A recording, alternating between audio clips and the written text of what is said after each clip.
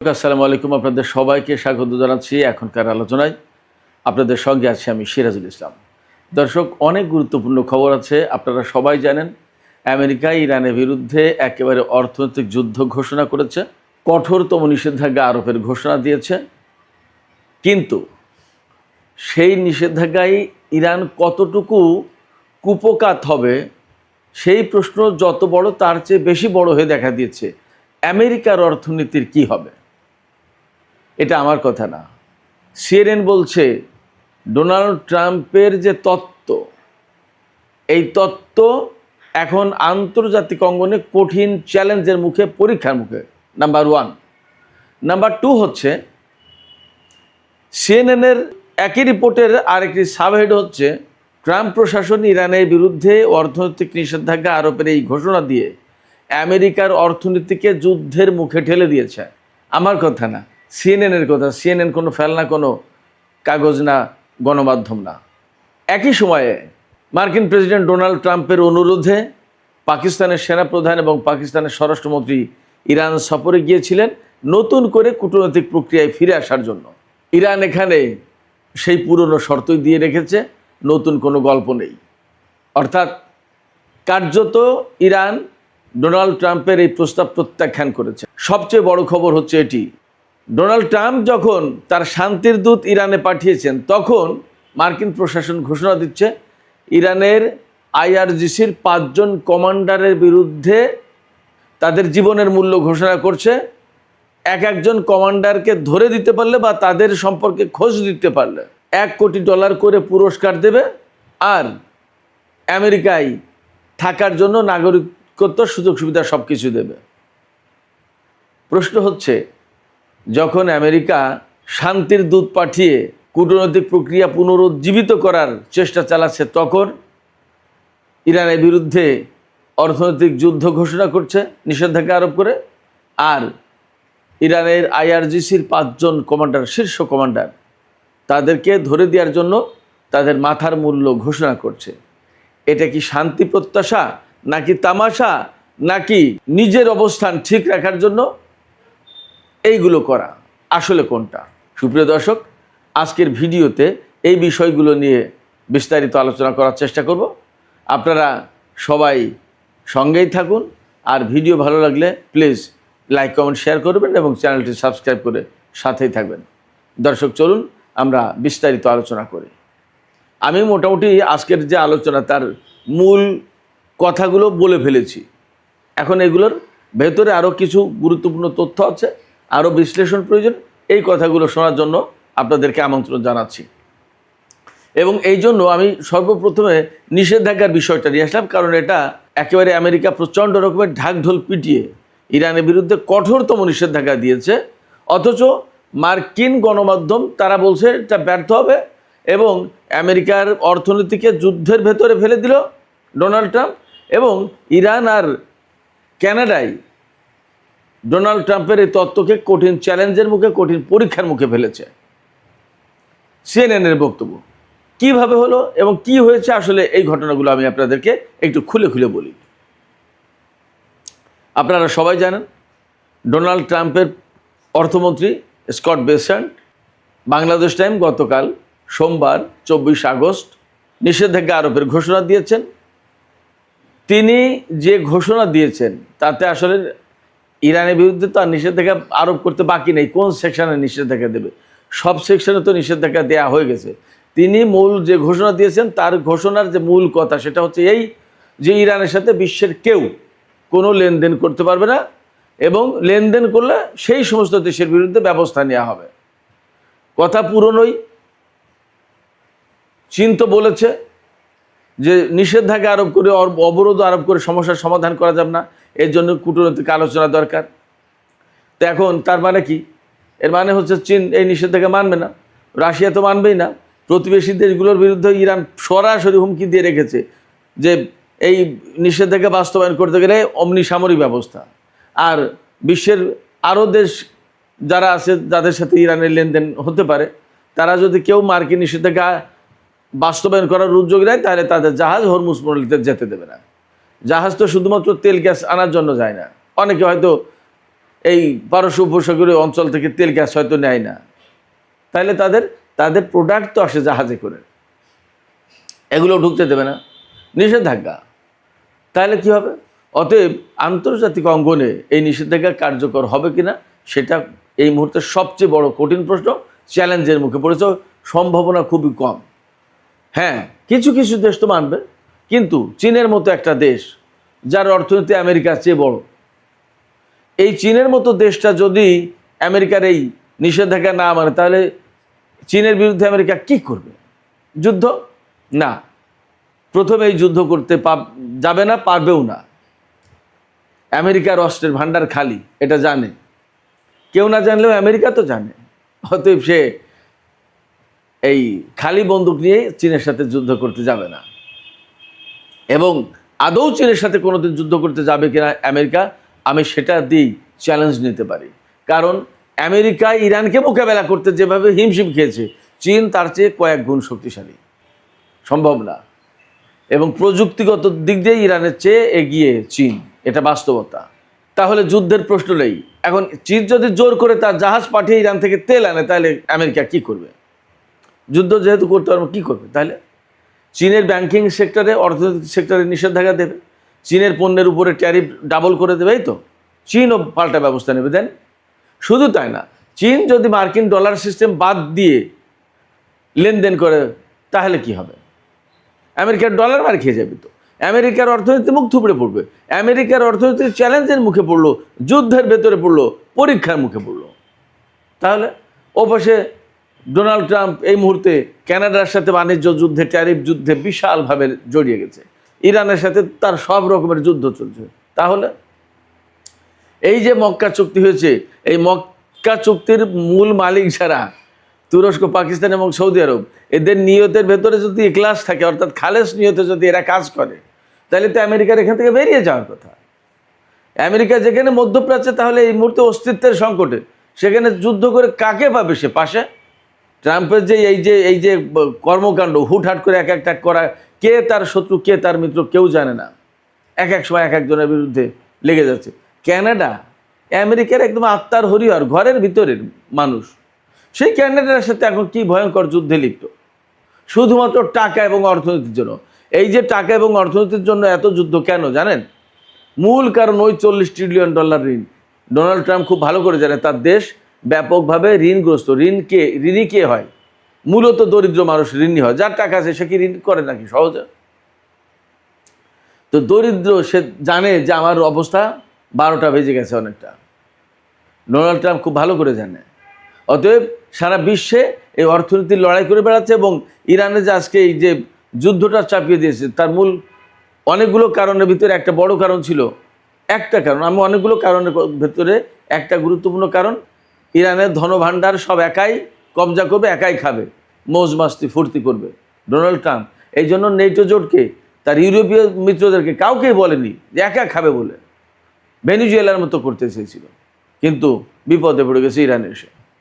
নিষেধাজ্ঞা আমেরিকার জন্য বুমেরাং হয়ে যেতে পারে, যথেষ্ট সম্ভাবনা আছে। এবং ইরান কিন্তু এ নিয়ে কোনো টেনশনেই নেই। আমি আজকে ইরানের গণমাধ্যমগুলো ঘেঁটে দেখলাম, এই নিষেধাজ্ঞা নিয়ে তেমন কোনো খবরই নেই, তাদেরকে গুরুত্বই দিচ্ছে না। গুরুত্ব না দেওয়ার কারণ তারা জানে খুব ভালো করে, কীভাবে আমেরিকার নিষেধাজ্ঞা মোকাবেলা করতে হয় সেটা জানে, আমেরিকার সামরিক বাহিনীকে কীভাবে মোকাবেলা করা হয় সেই কৌশলই তো তারা এখন মুখস্থ করে ফেলেছে, আর কি। এবং ফ্যাক্ট হচ্ছে কি, ডোনাল্ড ট্রাম্প আগের বার ক্ষমতায় এসে ইরানের বিরুদ্ধে ম্যাক্সিমাম প্রেশারের তত্ত্ব দিয়েছিল যে চরম একদম সর্বোচ্চ চাপ প্রয়োগের নীতি গ্রহণ করতে হবে, 1 ফোঁটা তেল ইরান বিক্রি করতে পারবে না, এই নীতি গ্রহণ করেছিল আগের বার ডোনাল্ড ট্রাম্প ক্ষমতায় এসে। এবার কঠোরতম নিষেধাজ্ঞা, ইকোনমিক ডোমসডে, মহাপ্রলয়। ভাই, ওই সর্বোচ্চ চাপ প্রয়োগ আর মহাপ্রলয় আর যাই বলেন একই কথা। তো আপনি তেল বিক্রি করতে দেবেন না, ইরানের ব্যবসা বাণিজ্য চালাতে দেবেন না, এই তো কথা। তা আপনার ওই সর্বোচ্চ চাপ প্রয়োগের নীতি যখন উল্টে দিতে পেরেছে ইরান, এখন পারবে না? পারবে। আপনার প্রথম আমল দেখে এসেছে, অতএব আপনি যখন এবার ক্ষমতায় এসেছেন, ইরানের মাথায় নেই যে ডোনাল্ড ট্রাম্পকে কীভাবে মোকাবেলা করতে হবে, খুব ভালোভাবে আছে। অতএব আমেরিকা ইরানের বিরুদ্ধে যে যুদ্ধ করছে, বাণিজ্য যুদ্ধ বা অর্থনীতির যে যুদ্ধ শুরু করলো, এই যুদ্ধে আমেরিকা ক্ষতিগ্রস্ত হবে।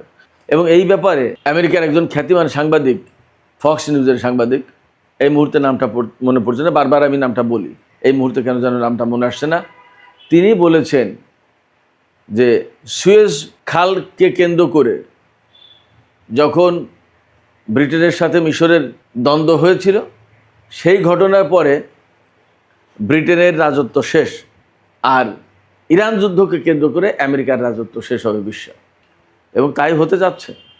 সুপ্রিয় দর্শক, এই যে অর্থনীতির যুদ্ধ, এর সাথে আমেরিকা আরও কী কী করলো খেয়াল করেন। আমি দুটো বিষয় তুলে ধরছি। পাকিস্তানের সেনাপ্রধানকে ডোনাল্ড ট্রাম্প ফোন করেছেন এবং তাকে ইরানে যেতে বলেছেন যে আপনি একটু যান, আবার ইরানকে কূটনীতির প্রক্রিয়ায় ফিরে আনেন, তা না হলে তো ঝামেলা। কেন ঝামেলা? আমি আবারও বলি, সামনে মিড টার্ম ইলেকশন নভেম্বরে, অথচ পররাষ্ট্রনীতির ক্ষেত্রে ডোনাল্ড ট্রাম্পের কোনো অ্যাচিভমেন্ট নেই। দেশের ভেতরে তেলের দাম, গ্যাসের দাম, পণ্যমূল্যের ঊর্ধ্বগতি, সমস্ত সব কিছুই হয়েছে, এবং বেশ বহু সংখ্যক সেনা মারা গেছে, বিপুল অর্থনীতির ক্ষতি হয়েছে ইরানের সাথে যুদ্ধ করতে এসে, এবং ভেনিজুয়েলার প্রেসিডেন্ট এবং তার স্ত্রীকে রাতের আধারে জোর করে ধরে এনে আমেরিকার কারাগারে রাখা, এই বিষয়টাকে বিশ্ববাসী ভালোভাবে দেখছে না। এগুলো সবই অন্যায়, আগেও অন্যায় করেছে, কিন্তু এগুলো যে অন্যায় এখন আস্তে আস্তে আস্তে আস্তে তো অনেকে পরিষ্কার করছে। স্পেনের মতো দেশ, অনেক দেশই তো আমেরিকার বিরুদ্ধে সরাসরি অবস্থান নিয়েছে। কেন? এই সমস্ত অন্যায় দেখতে দেখতে দেখতে দেখতে এরা একটা পর্যায়ে এসে বুঝেছে যে এত অন্যায়ের সমর্থন করা যায় না। আজকে ক্যানাডার সাথে যুদ্ধ, বাণিজ্য যুদ্ধ আমেরিকার, আপনারা চিন্তা করতে পারছেন কি অবস্থা? এই অর্থনৈতিক খারাপ অবস্থা, নির্বাচনী বৈতরণী পার হওয়ার চেষ্টা, তার রাজনীতি, তার ক্ষমতাকে ঠিকঠাক রাখা, এগুলো করার জন্য পাকিস্তানের সেনাপ্রধানকে ইরানে পাঠিয়েছেন, এবং এই বার্তা দিয়ে যাতে ইরান আবার আলোচনায় ফিরে আসে। আলোচনায় ফিরে আসলেই তেলের দাম কমবে। আলোচনায় ফিরে আসলে হয়তো কিছু কিছু শর্ত মেনে নেবে আমেরিকা এই 2 মাস 2.5 মাসের জন্য, তারপরে আবার যা করার তা করবে। তাহলে কি দাঁড়ালো? এইটা টার্গেট। এই শান্তি প্রক্রিয়ার অংশ হিসেবে পাকিস্তানের সেনাপ্রধানকে এবং স্বরাষ্ট্রমন্ত্রীকে পাঠালো, ঠিক সেই দিনই ইরানের উপর এরকম কঠিনতম নিষেধাজ্ঞা আরোপ করছে। যদিও সেটা ব্যর্থ হবে কি হবে না সেটা পরের আলাপ, কিন্তু আপনি যারা ভালো কাজের জন্য দাওয়াত দিচ্ছেন, তার জন্য আপনি একটা লাঠিও পাঠালেন, তাহলে কি হইল? এরপরে শুধু এখানেই শেষ কথা না, যে আইআরজিসি, ইরানের বিপ্লবী সরকার, ইরানের বিপ্লবী চেতনা বা ইরানকে রক্ষার জন্য জান পরাণ দিয়ে কাজ করছে, যুদ্ধ করছে, খাটাখাটনি করছে, সেই আইআরজিসির প্রধান 5 কমান্ডারের বিরুদ্ধে আপনি পুরস্কার ঘোষণা করছেন। যে এদেরকে ধরে দিতে পারলে, জীবিত অথবা মৃত, বা এদের সম্পর্কে খোঁজ দিতে পারলে আমরা $1 কোটি করে পুরস্কার দেবো। নট অনলি দ্যাট, যে ব্যক্তি খোঁজ দেবে তাকে আমেরিকায় থাকা, খাওয়ার, ভরণ পোষণ সমস্ত সব কিছুর ব্যবস্থা করে দেব। এটা কি শান্তির আলোচনা? এটা কি শান্তির বার্তা পাঠানো হলো? ইরানকে এত কম বুদ্ধির নেতৃত্বের একটা দেশ মনে করার কি কারণ থাকতে পারে? বাস্তবতাতে ভিন্ন, বাস্তবতা যে অনেক কিছু পাল্টে দিয়েছে, ডোনাল্ড ট্রাম্প হয়তো এখন সেটা বুঝতেও পারছে না। ডোনাল্ড ট্রাম্পকে জানানো হয়েছিল আব্রাহাম লিঙ্কন ব্যাপকভাবে কাজ করছে, কিন্তু আব্রাহাম লিঙ্কন যখন ফুটো হয়ে গেছে, ক্ষতিগ্রস্ত হয়েছে, এই জাহাজ কোনো বন্দরে ভেড়ানো যাচ্ছে না, তারা ব্যাপক খাবার দাবারের অভাবে, কোনো সার্ভিস নেই, খুবই কষ্টে, এবং সেই জাহাজ আমেরিকায় ফেরত দেবে কীভাবে? ডোনাল্ড ট্রাম্প তো জেনে যাবে যে জাহাজ ফুটো হয়ে গেছে ক্ষেপণাস্ত্র আঘাতে। এই জন্য গোপনে গোপনে গোপনে গোপনে এতদিন রাখছিল, কিন্তু একটা পর্যায়ে গিয়ে তো প্রশ্ন উঠেছে যে কী ব্যাপার, এই জাহাজ ফেরত আনেন না কেন? এতদিন একটা জাহাজ মোতায়েন রাখবে কেন? যেখানে 6 মাস ম্যাক্সিমাম, সেখানে 9 মাস 10 মাস হয়ে যাচ্ছে। ঘটনা কি? এক পর্যায়ে ফেরত দিতে বাধ্য হয়েছে, এবং সেই সময় প্রকাশ হয়ে গেছে আব্রাহাম লিঙ্কন আলগা হয়ে গেছে, ক্ষেপণাস্ত্রের আঘাতে ঝাঁঝরা হয়ে গেছে। ডোনাল্ড ট্রাম্পকে অনেক সত্য কথা বলা হয় না, অথবা তিনি শুনতেও চান না, অথবা বলা হয় না, শুনতেও চান, এবং তার ওই মেন্টালিটি নেই। তার নেশায় একটাই, যে ইরানকে ধ্বংস করে দাও। অভিযোগ তার বিরুদ্ধে যে নেতানিয়াহুর পাল্লায় পড়ে, নেতানিয়াহুর চাপে পড়ে, নেতানিয়াহুর কৌশলে পড়ে ডোনাল্ড ট্রাম্প এই কাজগুলো করছে। কোথাও না কোথাও ধরা আছে হয়তো বা। আর সবচেয়ে বড় কথা, কোথাও না কোথাও ধরা থাকা না থাকার চেয়ে বড় কথা হচ্ছে ইসরায়েলের অস্তিত্ব টিকিয়ে রাখা আমেরিকার অবশ্যম্ভাব্য কর্তব্য, অর্থাৎ মাস্ট। আমেরিকাকে যেমন টিকিয়ে রাখা আমেরিকার দায়িত্ব, তেমনি ইসরায়েলকে টিকিয়ে রাখাও আমেরিকার দায়িত্ব। ফলে নেতানিয়াহু যদি বলে এই ইরান আমার অস্তিত্বের জন্য হুমকি, তুমি ধ্বংস না করলে আমার অস্তিত্ব যাবে, তাহলে ডোনাল্ড ট্রাম্প সেটা করতে বাধ্য। এই সমস্তই হচ্ছে। ফলে পাকিস্তানের সেনা প্রধানকে পাঠিয়ে কূটনৈতিক বড় অর্জন কিছু হবে এটা ভাবার কোনো কারণ নেই। ইরানের নেতারা পরিষ্কার করে বলেছেন কয়েকটা কথা। পাকিস্তানের সেনাপ্রধান প্রেসিডেন্টের সাথে বৈঠক করেছেন, ইরানের সংসদ স্পিকারের সাথে, স্বরাষ্ট্রমন্ত্রীর সাথে, পররাষ্ট্রমন্ত্রী আব্বাস আরাকচির সাথে, সর্বোচ্চ জাতীয় নিরাপত্তা পরিষদের সচিব মহসিন রেজাইর সাথে, 5 জন গুরুত্বপূর্ণ ব্যক্তির সাথে বৈঠক করেছেন পাকিস্তানের সেনাপ্রধান। তিনি এক ধরনের দায়িত্ব অনুভব করছেন এই কারণে যে পাকিস্তান যেহেতু এই ব্যাপারে দারুণ একটা মধ্যস্থতা করে এসেছে এতদিন ধরে, এখন যদি পাকিস্তান এই জায়গায় আবার অচল অবস্থার ভেতরে চেষ্টা তদবির করে যদি আবার দুই পক্ষকে টেবিলে বসাতে পারে, সেটা পাকিস্তানের জন্য বিরাট একটা সফলতা কূটনীতির ক্ষেত্রে এবং সেনাপ্রধান আসিম মুনিরের জন্য। এই জায়গা থেকে পাকিস্তান ব্যাপক প্রচেষ্টা চালাচ্ছে এবং পাকিস্তান যখন আঞ্চলিক ক্ষেত্রে ইরান এবং আমেরিকার মধ্যকার যুদ্ধের ব্যাপারে মধ্যস্থতা করছে, আঞ্চলিক শান্তি প্রতিষ্ঠার ক্ষেত্রে কাজ করছে, তখন পাকিস্তান কিন্তু সারা বিশ্বে একটা প্রশংসার পাত্র হয়ে গেছে। শুধু প্রশংসার পাত্র না, পাকিস্তান এই মুহূর্তে সম্মানের আসনে এবং আঞ্চলিক ভূ রাজনীতিতে ভারত সেই জায়গায় কোণঠাসা অনেকটা। এই জায়গায় পাকিস্তানকেও ইরান লেভারেজ দিচ্ছে, খানিকটা সুবিধা দিচ্ছে যে ঠিক আছে তুমি আগাও। আবার পাকিস্তানও প্রচেষ্টা করছে একেবারে জান পরাণ দিয়ে। কিন্তু বাস্তব কথা হচ্ছে যে ডোনাল্ড ট্রাম্পের যে স্বভাব, তিনি চুক্তি করেন, ভেঙে ফেলেন, আলোচনায় বসেন, যুদ্ধ করেন, হামলা করে বসেন, আবার কথা বলেন, হুমকি দেন, এগুলো ইরান পছন্দ করে। এই জন্যই ইরানের পক্ষ থেকে মোটা থেকে 4-5টা কথা বলা হয়েছে। আমেরিকার সাথে আলাপে বসতে গেলে আমেরিকার আচরণে পরিবর্তন আনতে হবে, 1 নম্বর। 2 হচ্ছে তারা হুমকি দিয়ে কথা বলতে পারবে না, সম্মান দেখাতে হবে। ইসলামাবাদ সমঝোতা স্মারক যেটা সই হয়েছিল পাকিস্তানের উদ্যোগে, পাকিস্তানের মধ্যস্থতায়, সেই সমঝোতা স্মারকে আমেরিকা ফিরে আসবে এবং ওই সমঝোতা স্মারক বাস্তবায়ন করবে। 4 হচ্ছে হরমুজ প্রণালী খোলা হবে কি হবে না সেটা ডিপেন্ড করবে আমেরিকা এই MOU অর্থাৎ ইসলামাবাদ সমঝোতা স্মারক বাস্তবায়ন করছে কি করছে না তার উপরে। আর যদি খোলা হয়ও তাহলেও এটা এইরকম হবে না যে ওপেন টু অল, যার যা খুশি সে তাই করবে, নট দ্যাট। নিয়ন্ত্রিতভাবে খোলা হবে, কোন জাহাজ যাবে কোন জাহাজ যাবে না, কোন রকমের জাহাজ আসতে পারবে কোন রকমের জাহাজ আসতে পারবে না, সমস্ত সব কিছু কন্ট্রোল করবে ইরান এবং সেখানে একটা ফি টোল যাই বলেন দিতে হবে। এরকম অনেক কিছু শর্ত আছে। এই সমস্ত শর্তের কোনোটাই আমেরিকা মানতে চাইবে না এবং এই শান্তি আলোচনাও হবে না। ওই একটা কথা আছে না, 16 মণ ঘিও জোগাড় হবে না, রাধাও আর নাচবে না, ব্যাপারটা হবে তাই। আর যদি ডোনাল্ড ট্রাম্প এই মুহূর্তে কৌশল করে এ সমস্ত সব কিছু মেনে নিয়ে 2-2.5 মাসের জন্য কোনো রকমের সুবিধা দেয়, তাহলে নিশ্চিত থাকেন মিড টার্ম ইলেকশনের পরেই আবার ইরানের সাথে আমেরিকার সংঘাত অনিবার্য হবে, শুরু করে দেবে।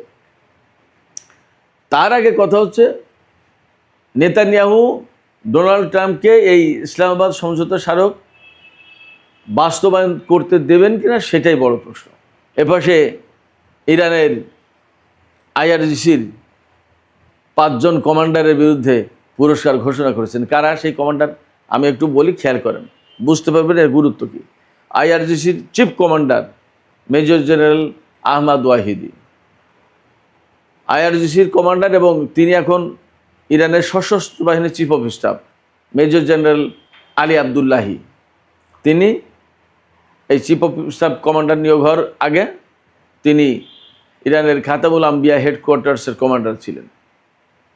তারপরে সাইদ অগাজানি, তিনি হচ্ছেন আইআরজিসির অ্যারোস্পেস ডিভিশনের ড্রোন ইউনিটের কমান্ডার, খুবই গুরুত্বপূর্ণ। 4 নম্বরে হামিদ রেজা লস্কারিয়ান, তিনি হচ্ছেন আইআরজিসির সাইবার ইলেকট্রনিক্স কমান্ডের প্রধান। আর মাজিদ খাদেমি, তিনি হচ্ছেন গোয়েন্দা প্রধান। এই 5 জনের বিরুদ্ধে পুরস্কার ঘোষণা করেছে আমেরিকা। 5 জনকে ধরে দিতে পারলে, জীবিত অথবা মৃত, অথবা তাদের খোঁজ দিতে পারলে $1 কোটি করে পুরস্কার দেওয়া হবে।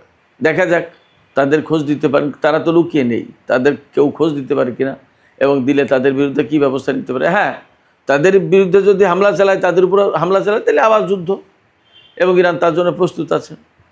অতএব ডোনাল্ড ট্রাম্প যেদিকে যেতে চাইবে, ইরান সেই দিকেই যাবে। সুপ্রিয় দর্শক, আজকের আলোচনা এখানে শেষ করতে চাইছি। আলোচনা শেষের আগে আপনাদের কাছে আপনাদের মতামত জানতে চাই। আমেরিকা যে নিষেধাজ্ঞা আরোপ করলো, সেটা কতটা কার্যকর হবে বলে আপনাদের মনে হচ্ছে? আর ইরানের যে 5 জন কমান্ডারকে তাদের খোঁজ দিতে পারলে, জীবিত অথবা মৃত ধরে দিতে পারলে $1 কোটি করে পুরস্কার দেবে, এটার মানে কি দাঁড়ায়? ইরান এই বার্তাকে কিভাবে গ্রহণ করবে? আপনাদের মতামত জানিয়ে কমেন্টে লিখতে পারেন। আর ভিডিও ভালো লাগলে লাইক, কমেন্ট, শেয়ার করবেন এবং চ্যানেলটি সাবস্ক্রাইব করে সাথেই থাকবেন।